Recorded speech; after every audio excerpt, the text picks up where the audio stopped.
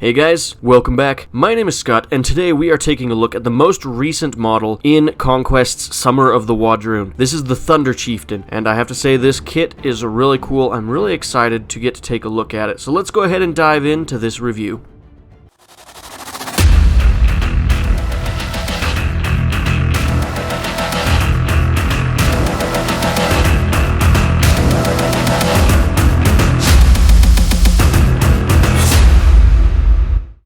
Diving right into this, the first thing you'll notice is that this is a resin kit. This is not a plastic kit. This is part of the Artisan series models that Parabellum Games releases. Now that means you can expect a lot of really cool detail. The main difference between plastic and resin is the texture that you can get on the models. In the case of this model, that means really detailed, nice scales that are going to take shades and dry brushing really well. Now there is a bit of flash or mold lining on the model. You'll be able to clean that up pretty easily, but that's pretty standard for anything made out of resin. These are hand cast models, and that means you can expect a pretty consistent level of quality because they're all hand inspected by the people casting the models.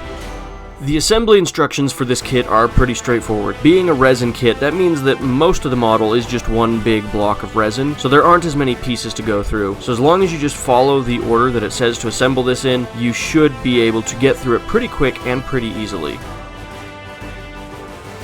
Before you assemble this kit, you'll want to make sure you take some time to clean up the model so that you don't have any excess resin that isn't supposed to be there. There are mold lines across the model. You can easily clean these up by taking an X-Acto blade and just dragging them across where the mold lines are located. They're all really thin pieces of excess resin, so it'll just flake right off. As for the nubs, there are little resin nubs on the bases of the feet that were involved in the casting process. You just want to take a pair of clippers and very carefully clip those off, just being careful to make sure you don't accidentally damage the toes on the feet.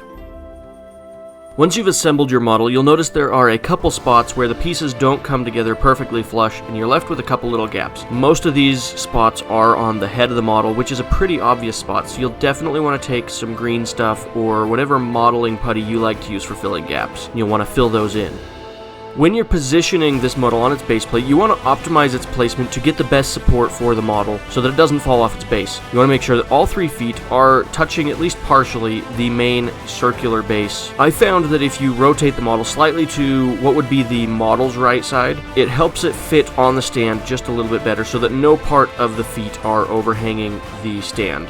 You're probably wondering just how big this model is. It's pretty bulky and it's going to have a very imposing presence on the table. I've placed it here next to a couple of other Wadrhun units so that you can see how it stacks up compared to other models from the same army. I've also done a comparison next to cavalry from some of the other armies in the game, and as you can see, it's definitely dwarfing the other cavalry in the game. This is going to look really cool, especially once you get some Thunder Riders to go with this guy. They're going to be really terrifying to see charging across the table.